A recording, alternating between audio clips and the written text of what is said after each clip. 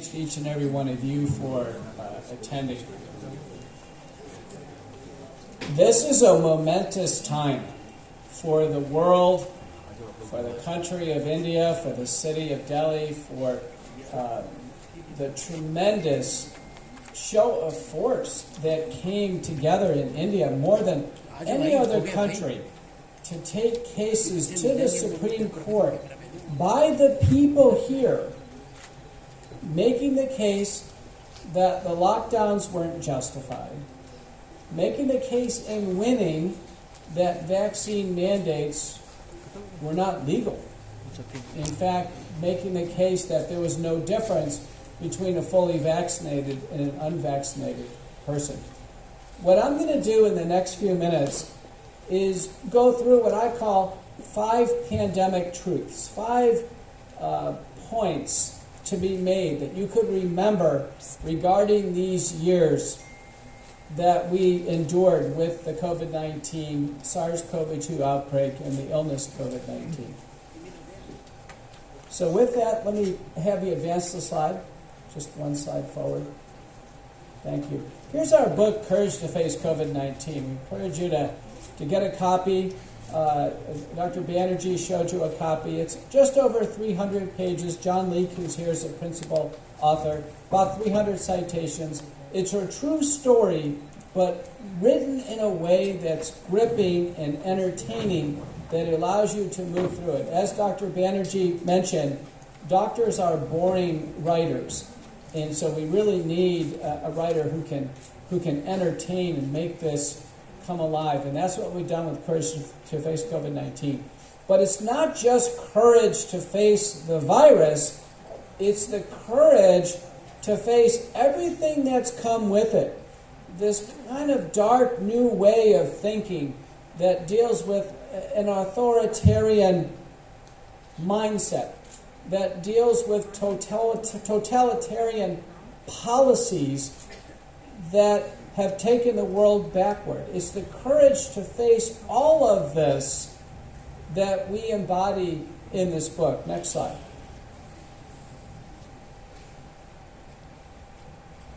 Everything I'm going to tell you in the United States, we have memorialized in a series of 5 U.S. Senate testimonies. 5. And every word is captured, and it's now in the U.S. National Archives. So the U.S. government cannot say that they didn't hear these words, that they didn't know about these concepts, because we fully had them disclosed to the U.S. Senate and reflexively to the Congress and to the White House and to the American people. Next slide. Here are the 5 points, and I'll go through them, and I'm happy to leave the slides here, and anybody can use these slides. But the first point deals with negligible asymptomatic spread. I just reviewed this topic this morning, and there are still papers written that theoretically, through modeling, that an asymptomatic person, theoretically, in modeling studies, could pass it to a susceptible person, SARS-CoV-2 infection. In fact, there's a paper that just landed that in pediatrics that was occurring. It's never been demonstrated that significant spread happens that way. Next slide.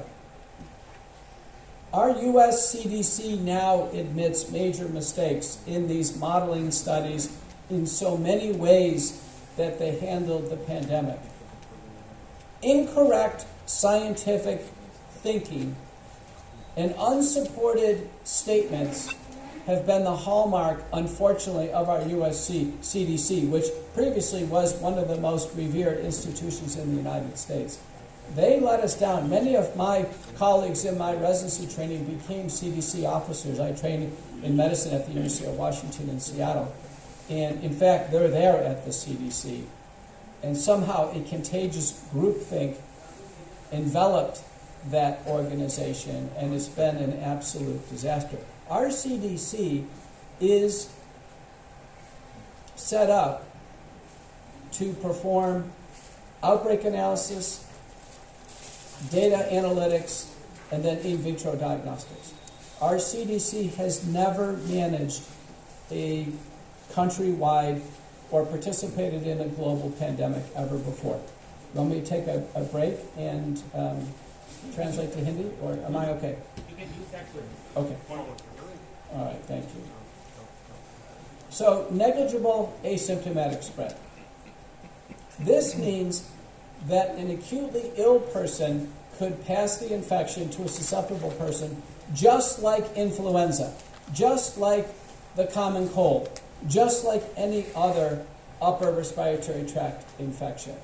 And that, in fact, many people could be harboring the virus, but they have adequate nasopharyngeal forms of defense mechanisms, immunity, and they're not clinically manifest as sick.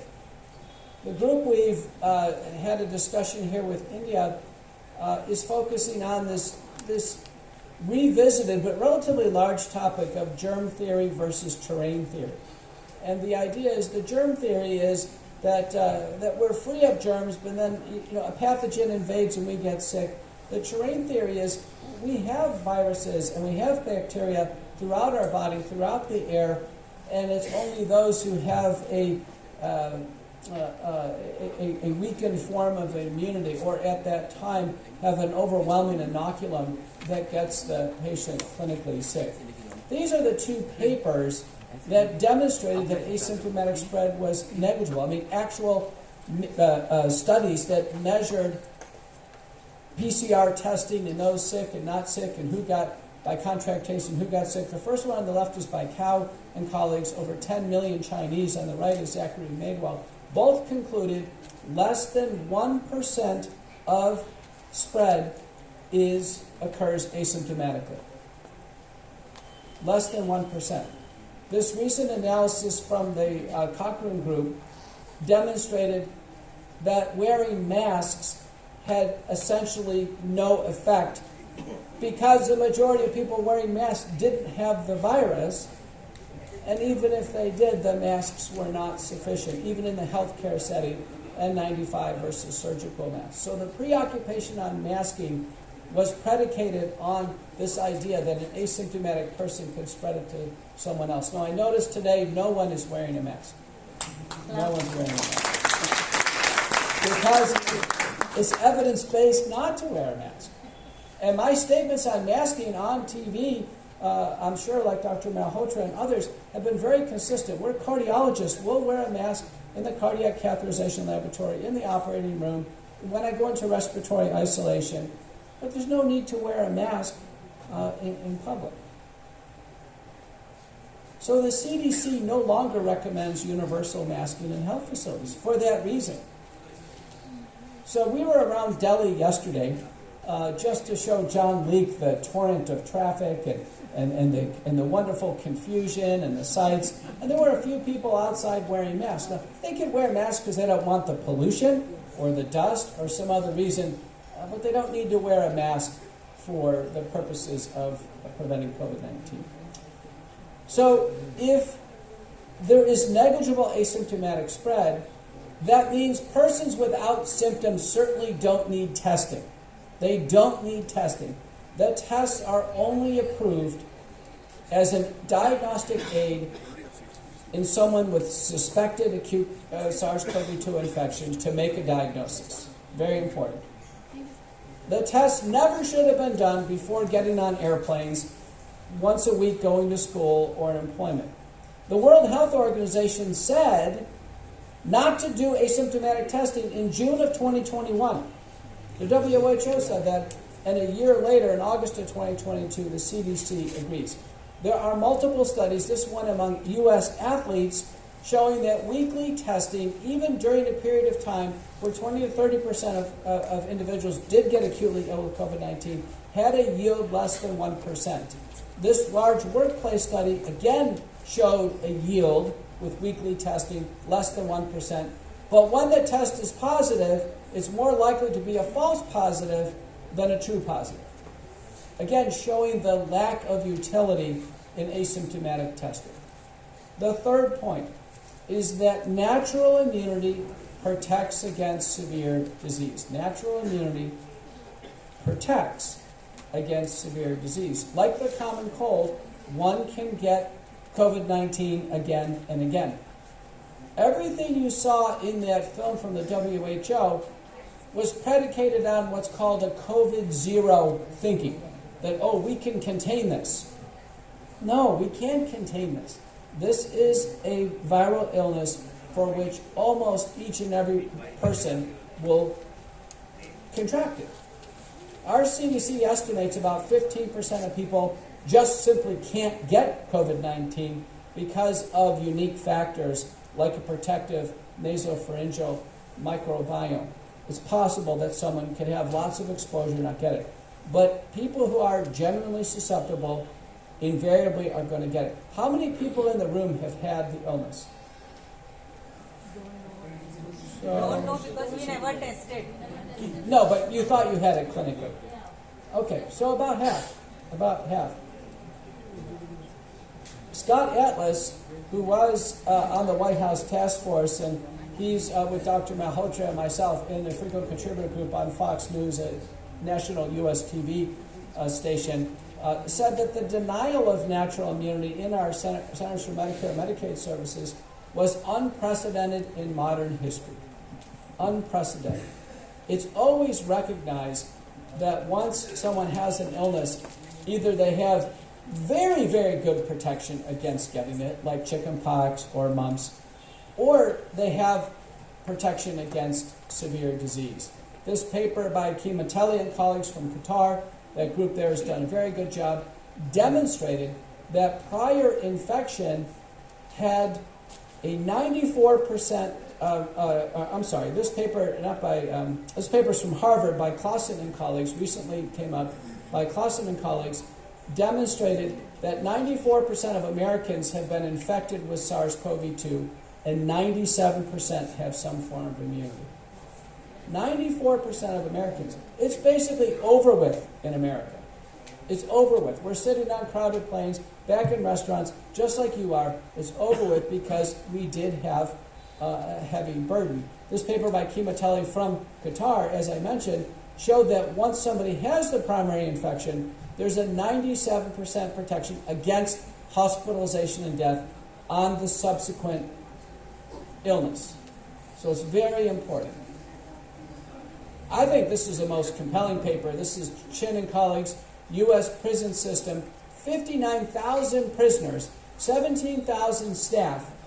And what they demonstrated in the lower part of the table, if there was a prior infection with the Delta or Omicron outbreak, that there were 0 hospitalizations and deaths on a subsequent infection. 0.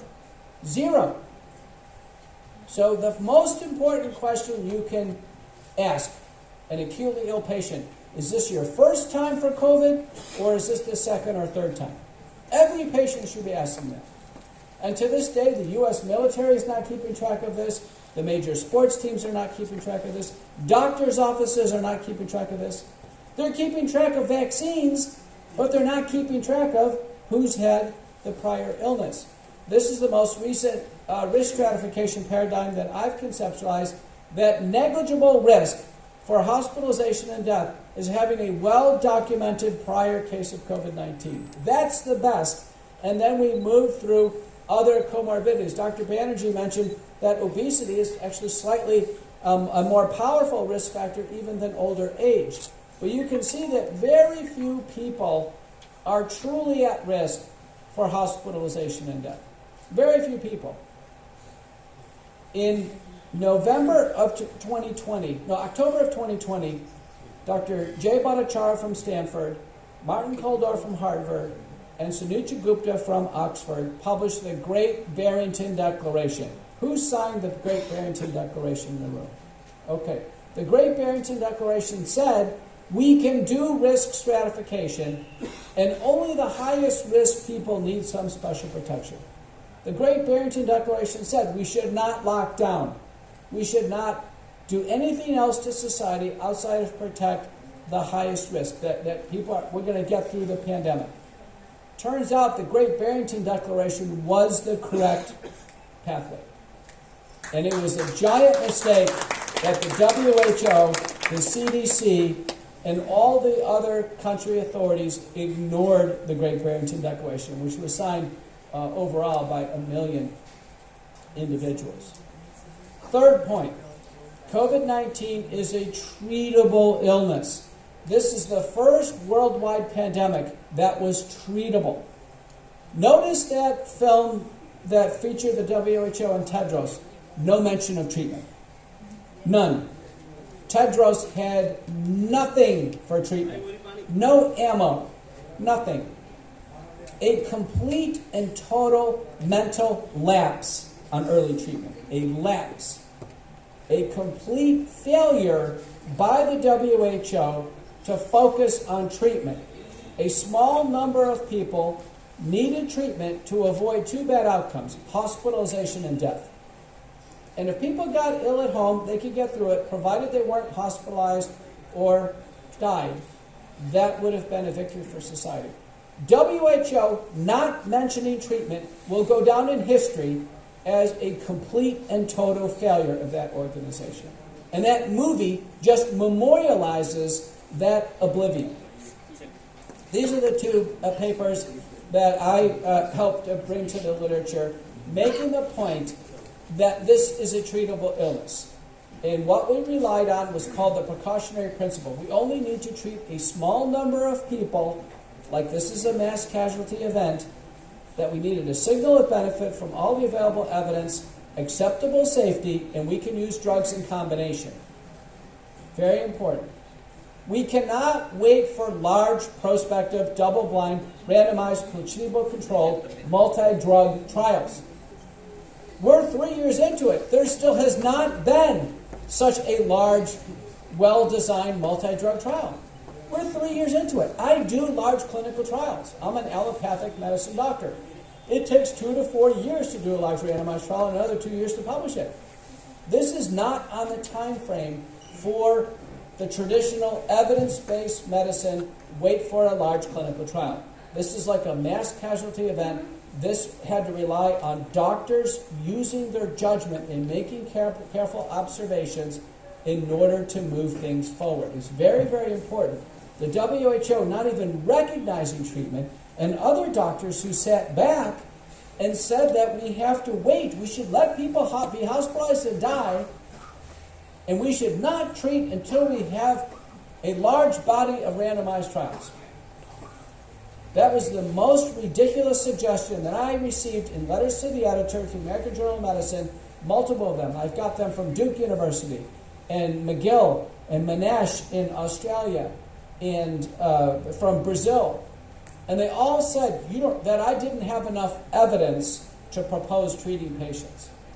And I told them I don't need evidence, I need their help, because people are getting sick and we need to use our best judgment. What we learned is that the illness can be conceptualized with a viral proliferation phase, a cytokine or inflammation phase, and then thrombosis that ultimately leads to hypoxemia. The thrombosis is what was unique to this that doesn't occur in influenza. People have said, oh, this is just influenza. No, it isn't.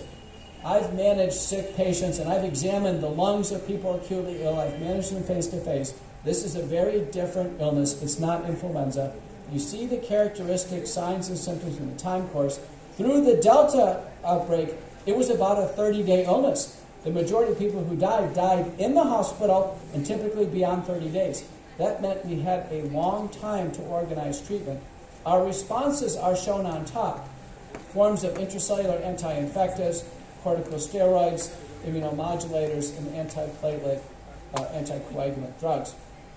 This is one of many protocols available. It's called the McCullough protocol. And you can see here, it moves through an array of treatments. I can tell you, I just reviewed this morning. As we sit here today, there are 33 total different medicinal interventions for COVID-19. 33 of which randomized trials have been done. 33. This protocol here outlines about 4 to 6 drugs that need to be used in combination. At the very top, it's getting fresh air using nasal virucidal washes and sprays and gargles, which I'll review with you, have a very good evidence base. And then we move into risk stratification. On the left side of the screen are no prescription therapeutics, simply nutraceuticals and supplements. And then through the middle and to the right are getting into a sequence of drugs, which would have been used in the hospital, simply can be used at home and earlier. But let me just give you the numbers. The most controversy has been on the antivirals. Hydroxychloroquine, we are up to 380 studies with hydroxychloroquine, 15 randomized trials demonstrating about a 23% improvement in the trials overall, about 73% reduction in death as a singular endpoint, small numbers of endpoints. So hydroxychloroquine has an evidence base. It's in about 24 government and NGO guidelines. Ivermectin, 95 studies, 45 randomized trials, about a 51% reduction in death, a 54% improvement in clinical condition. Ivermectin, again, small trials, but aggregated shows a treatment effect. Colchicine, something I've used widely in my practice, 43 studies, 23 randomized trials, including the largest clinical trial in all of COVID, the Cold Corona trial. That was a prospective, double-blind, multi-center, the best done trial that exists, about a 17% treatment effect. Budesonide, 10 studies, 4 randomized trials, a 38% treatment effect. Those of you in here in India would be interested to know curcumin, 23 studies, 18 randomized trials, about a 39% overall improvement rate. And then vitamin D, I'll just mention as an update, 104 studies, 25 randomized trials, 34% improvement rate, 37% associated reduction in death. And we can go on and on. So none of these protocols rely on a single drug, and no single drug is necessary nor sufficient. So we've collaborated with Dr. Eugenia Brentos in El Salvador, does not use hydroxychloroquine and ivermectin, but uses 4 to 6 drugs, gets people through the illness. Dr. Sankara Chetty in Durban, South Africa, the same thing. So protocols, treatment protocols, do not rely on single drugs. And the only reason why people are hospitalized is because they have not received early home treatment. That's the reason why they end up being hospitalized. This paper I did with Italia's Fazio and colleagues showed early treatment means treating within the first 3 days of illness. The first 3 days. That's the golden window. United States, by October of 2020, we had a home treatment guide. If our U.S. government or worldwide followed this home treatment guide, which we published with Association of American Physicians and Surgeons, AAPS, this roadmap, my estimates are 2/3 of the hospitalizations and deaths that occurred in the United States and worldwide could have been avoided. 2/3, because there was a learning curve. Going forward, we have probably about a 95% treatment effect. Point number 4. This is really point number 5. I'm sorry. The hot button is that the vaccines are not sufficiently safe or effective, and I think people have learned that. I know this has gone all the way up to the Supreme Court of India, but I'll make a few points. Since the release of the vaccines, it's been one set of bad news after another. There are about 100 vaccines in development and clinically available. I think the number is roughly about 20 vaccines, and unfortunately it's been bad news all the way. Pfizer, our lead manufacturer in the United States, the messenger RNA vaccine, within 90 days of release of their drug, Pfizer logged 1,223 deaths shortly after the vaccine, within 90 days of release. People dying of the vaccine, not of COVID, but dying of the vaccine. The U.S. FDA tried to block this information to Americans for 55 years. The World Council for Health, as of June of 2022, after multiple stern warnings in 2021, performed a pharmacovigilance report of all the major safety databases, of which there's 39 and 4 major ones, and they concluded, as you can see here, recalled all the vaccines off the market. All the vaccines.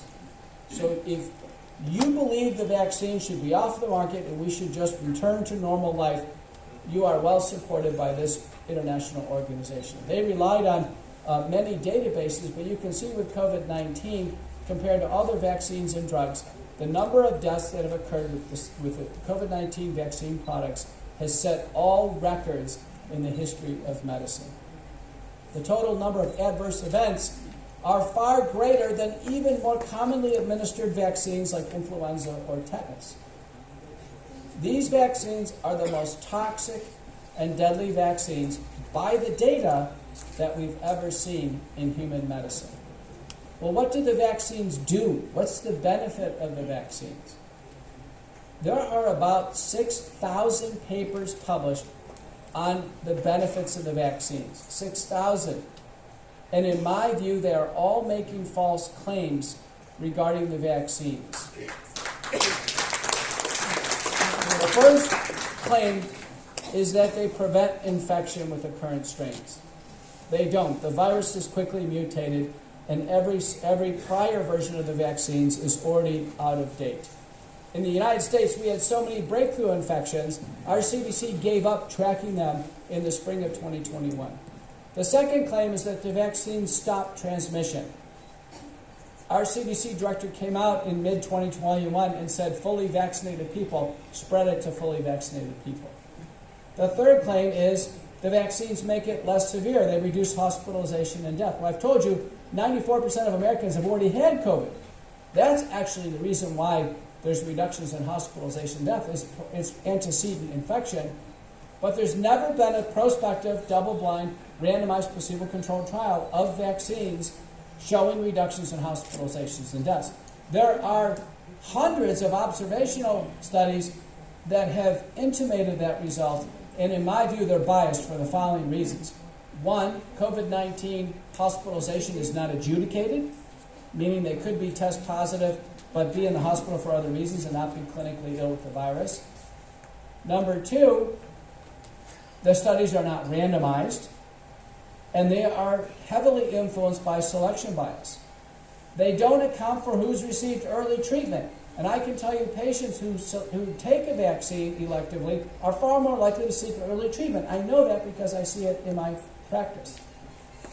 And then on top of that, most of these studies don't have a fair representative sampling scheme. They simply are convenient samples of people with and without vaccine status. And even the vaccine status is not precisely ascertained.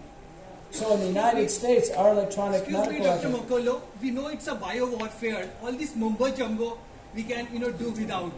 We are here to save the science and share the truth, not half-baked truth. Okay, I'm going to go ahead and finish. Thank you. Yeah. So I'm going to finish, and then we'll have plenty of time. We'll have plenty of time for a discussion. I said what I had So to, okay? what we know is that in the United States, our electronic medical records, the default is unvaccinated. So a patient in the electronic record remains unvaccinated unless the patient can prove that they've been vaccinated with a vaccine card. Many patients are sick and they don't bring their vaccine card. So many vaccinated people are counted as unvaccinated due to this bias. The CDC has not shared the vaccine administration data set so we can actually do cross-linking of data. The CDC has kept that. And so for those reasons, the claim of reductions in hospitalizations and deaths, in my view, is not justified. And then finally, an anticipated claim is that the vaccines will prevent a recurrence of the outbreak, and that hasn't been demonstrated. So the vaccine manufacturers have railroaded the products through the FDA, raking in massive amounts of pre-purchase revenue. And that prominent doctors, in a sense, have been slamming our public health officials, and you see me there with Jay Bhattacharya on the news, regarding this idea of the whole pandemic, in a sense, as a crime against humanity. That the idea is the virus and the vaccines, as Doctor has mentioned, have been weaponized, that they have, in a sense, been used as some type of tool to injure populations or cause change, global change worldwide. Our CDC, as there is all this positioning, has announced overhauls and have had these admissions of wrongdoing already. We can see the positioning. And what I've said publicly is I've given more analysis and I've given more media commentator than her, than Fauci, than Jha, than Murthy, than Biden or Harris combined. And I don't have any announcements of being incorrect on anything. I've changed my views as the viral pandemic has changed, but that's a natural scientific evolution. I do a lot of talking with expert doctors, so we have, our group understanding what's going on. But our public health officials have not done that. She hasn't made a single call to me. I have 60 peer-reviewed papers on this topic, and that's a low number because of the bias against publishing anything outside of a positive paper on the vaccine. So my final slide is that the call to action here is that all lockdowns worldwide should be ended. All the restrictions should be lifted. We should only test on label in acutely ill patients. And I would say at this point in time, on the first anticipated episode of the illness, we should recognize prior infection in all applications, because beyond that, the illness is like a common cold. We should treat patients early if they are high risk with a multi-drug regimen. And the drugs, honestly, don't really matter. It's a matter of covering the basis of the viral replication, cytokine storm, and thrombosis.